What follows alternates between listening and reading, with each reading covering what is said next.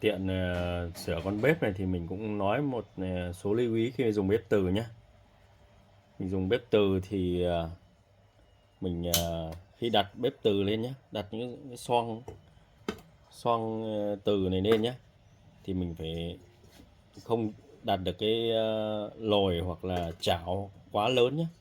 Đây diện tích của nhà sản xuất họ đã tính này, cái vòng này, cái vòng tròn là cái vòng giới hạn này.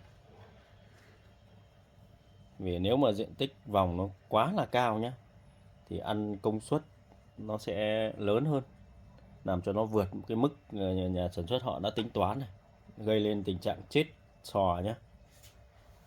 Đấy, trước đó mình test cái xoong này thì mình thấy có tiếng rít nhá. Đây, mình cho nước vào này, có tiếng rít mà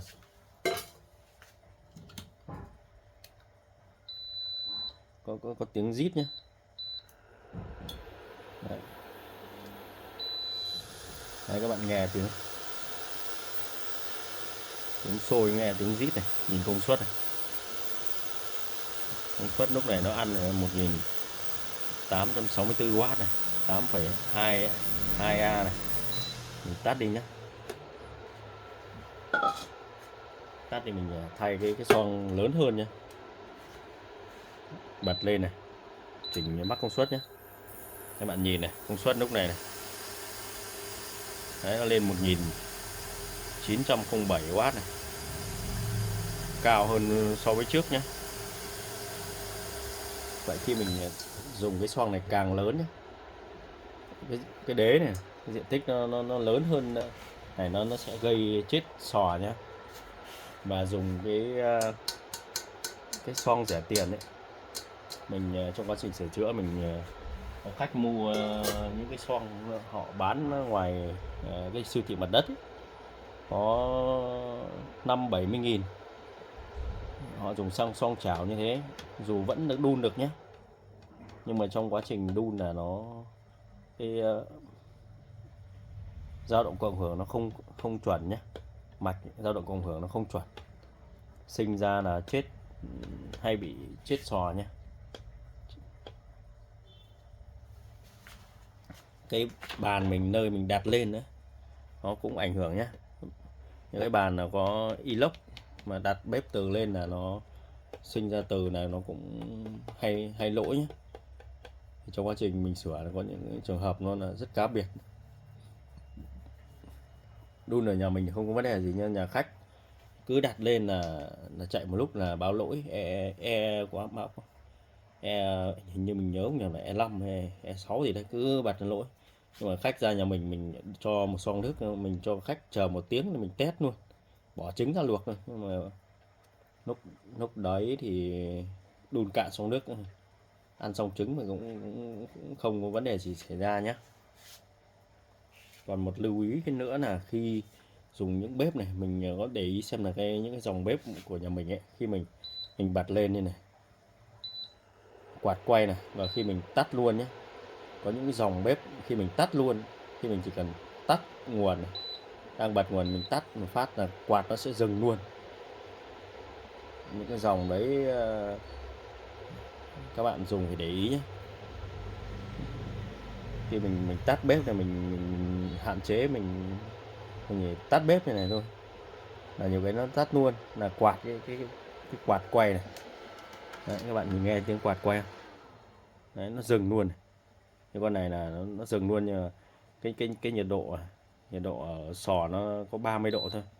Nhưng mà nhiều con bếp núc nó dừng nhá, nhiệt độ sò lúc đấy nó tận 50-60 độ. Mà cứ dùng xong cái mình dùng bếp xong rồi mình tắt đi hết, mình tắt bếp đi nhá, tắt một cái là quạt nó dừng luôn. Nên là trong dùng chỉ vài lần hoặc nhiều lần như thế thì sò nó bị om nhiệt nhá. Cái con sò IGBT nó bị om nhiệt, nó sinh ra chết công suất nhé. Nên là nhiều khi dùng những cái hãng bếp nó rẻ tiền hay có tình trạng như thế nhé. Mình gặp khá nhiều luôn. Đã cái tản nhiệt nó rất là bé này. Đây, tản nhiệt mình sờ nó mát tay luôn. Những bếp mà nó dù cái tản nhiệt nó bé hơn so với những cái bếp trước đây nhá, thì nhưng mà cái tản nhiệt của nó rất là tốt. Những bếp đắt tiền thì cái quạt này nó sẽ tối ưu hơn, thì nó thổi mát này, làm mát cho cái hệ thống tản nhiệt ở đây này.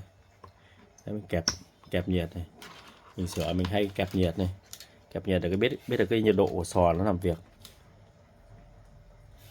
Cái nguy cơ những con nào chạy ở nhiệt độ cao, có những con bếp nó chạy toàn 6-70 độ thôi, thậm chí những cái con mình gặp những con mà mình test nhiệt độ của nó tận 8-90 độ luôn, mình test bếp zin của nó luôn mà vẫn 7-8-90 độ luôn, mà những con bếp đó mà quạt nó đang trong quá trình mà mình dùng mà mình bấm ấy,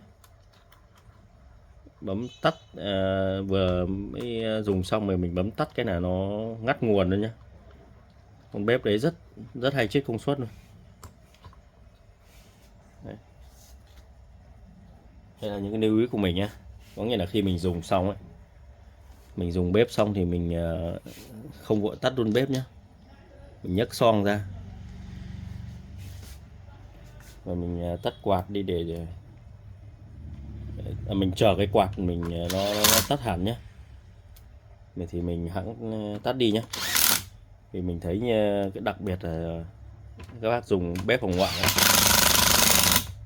Bếp hồng ngoại là hay có tình trạng là tắt luôn như vậy, mình thấy rất là nhiều. Tại vì hồng ngoại chờ nó nguội để mình tắt đi ấy, nó rất mất thời gian nhé. Nhiều khi mình phải chờ đến nửa tiếng đồng hồ nhé.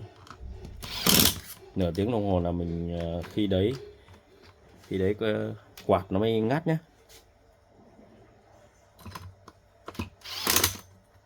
Khi đấy quạt nó mới ngắt, mình mới tắt được nhé. Nhiều trường hợp mình bỏ ra nó chảy cả nhựa luôn.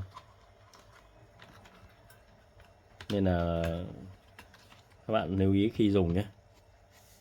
Dùng là lúc mình dùng xong là mình phải không tắt luôn, mình để chờ quạt nó tản nhiệt cho cái mâm nó tắt thì mình hãy rút ra. Còn có những con bếp mình tắt cái mà mình nghe thấy quạt tắt luôn nhé, thì mình có thể bật lên, mình nhấc xoang ra để quạt nó chạy một lúc để cho nó làm mát cái main này nhé, mát cái sò IGBT này, tránh nó bị chết nhé. Thì mình có nên lưu ý thế thôi. Còn các bạn nào có thấy có nhiều lưu ý khác thì có thể comment ở cái dưới bài này nhé, để cho người dùng có cái cách sử dụng bếp làm sao cho nó bền nhất có thể nhé. Và khi dùng trong bếp ấy, mình nên không để lên cái lơi cao ráo nhé. Những lơi mà nó ẩm ướt là nó hay bị oxy hóa bếp nhé. Oxy hóa là rất là nguy hiểm nhé. Dán nữa, những cái kẻ thù rất là nguy hiểm đối với bếp này. Video nó dài thì mình xin chào mọi người nhé. Mọi người hãy cho mình một đăng ký, một like, một đăng ký nhé. Chào mọi người nhé.